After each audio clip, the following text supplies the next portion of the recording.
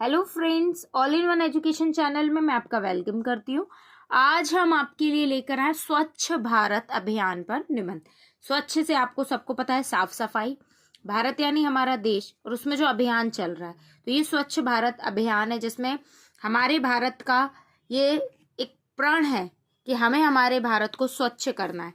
जैसे कि आपको पता है, जो एमपी में रह रहे हैं, हमारा जो इंदौर है वह में हमेशा स्वच्छता पे पहले नंबर पे आ रहा है। चलिए देखते हैं। 2 अक्टूबर प्रस्तावना 2 अक्टूबर 2014 या 2014 को 2 अक्टूबर 2014 को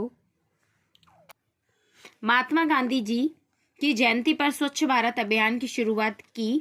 यह अभियान न केवल सफाई को बढ़ावा देता है बल्कि लोगों को जागरूक करने के लिए शुरू किया है। देखिए, आपको कुछ चीज हाईलाइट से 2 अक्टूबर 2014 को महात्मा गांधी जी के जन्मदिन पर माननीय प्रधानमंत्री श्री नरेंद्र दामोदर दास मोदी जी के द्वारा ये शुरू करा गया है। तो अगर आप ये चीज लिखते हैं, ब्लैक पेन से लेकर हाईलाइट्स करके लिखें, तो सामने वाले को समझ में आएगा, आपको उसका नॉलेज है। स्वच्छ भारत अभियान का उद्देश्य क्या है? जो गांव में अक्सर था खुले में शौच की समाप्ति, तो अब बिल्कुल तरीके से बंद हो ही गई है। इतने सही तरीके से काम चल रहे हैं कि जब खुले में शौच था वो बिल्कुल बंद हो गया है। घर घर में शौचालय का निर्माण, बढ़ावा देना, सफाई के प्रति जागरूक, लोगों को स्वच्छता का महत्व समझाना, गंदगी और कचरे की सही निपटान, यानी कूड़ा करकट को, जो कूड़ा था उसको ढंग से, अब गाड़ी हमारी आ रही है और हम अपने घर से कचरा निकाल के दे रहे हैं।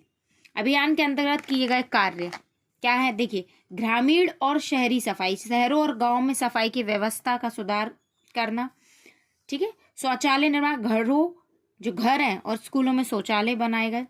स्वच्छ भारत रैंकिंग, शहरों और राज्यों की स्वच्छता रैंकिंग की जा रही, ताकि अब लोग अपने शहर को, अपने राज्य को रैंकिंग में लाने के लिए अच्छा काम कर रहे हैं। हम अगर इंदौर को देखें तो वो रैंकिंग में फर्स्ट आ रहा है और उसका काम बिल्कुल फर्स्ट रह रहा है।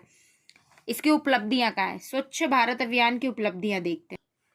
खुले में शौच की समस्या जो थी, ये सबसे बड़ा टॉपिक ये बन रहा है। खुले में शौच की समस्या में कमी आई है। लोगों में स्वच्छता के प्रति जागरूकता, मैंने कहा है स्वच्छ जो शौच थी उसमें कमी आई है। स्वच्छता के प्रति लोग जागरूक हुए। जगह जगह जो हमारे डस्टबिन रखा गए हैं हमारे शहरों में, तो लोग उसका उपयोग कर रहे हैं। 30% लोग कर रहे हैं, लेकिन फिर भी लोग कोशिश कर रहे हैं कि पहले तो वो अपने आसपास गर्दन घुमा लेते हैं कि कहीं डस्टबिन है या नहीं, अगर है तो हम उसी में डालें। कोशिश उनकी यही रहती है, लेकिन ये जो चीज़ है वो सिर्फ 30% लोग कर रहे हैं। स्वास्थ्य में सुधार आया, बीमारियों में क्या हुई है? कमी आई है। स्वच्छ भारत अभियान की चुनौतियां, लोगों की मानसिकता बदलना अभी भी कठिन है। कुछ लोग नहीं समझ रहे, उनको तो खा के कहीं अगर फेंकना है तो वो तो फेंकेंगे। कई स्थानों पर सफाई व्यवस्था बिल्कुल कमजोर है, करने ही नहीं चाह रहे लोग।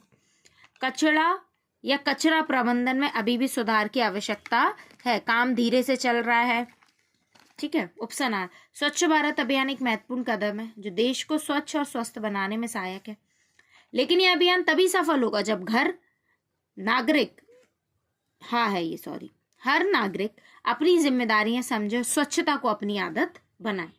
ये तब सफल होगा जब प्रत्येक व्यक्ति इसे अपना कार्य समझे, ऐसा कार्य जो करना ही है। तो स्वच्छ देश बनाने की जरूरत ही नहीं है, वो अपने आप स्वच्छ ही बन जाएगा। लेकिन उसके लिए हर नागरिक का जागरूक होना और ये जिम्मेदारी, और देश को देश ना समझ के अपना घर, ये हमारा घर है, हमें इसे गंदा नहीं करना, ऐसी हमारी जो मानसिकता है अगर उसने बना ली तो हमारा देश स्वच्छ होना ही है।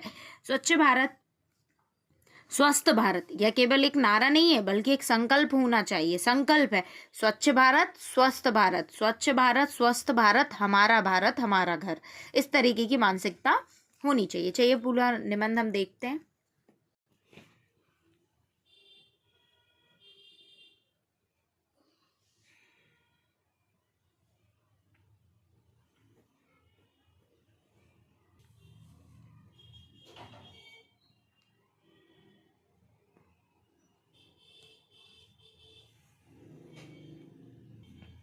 Thank you for watching. अगर आप किसी और टॉपिक पे चाहिए तो प्लीज़ मुझे कमेंट करिए, मैं बिल्कुल आपको वो टॉपिक ला कर दूंगी।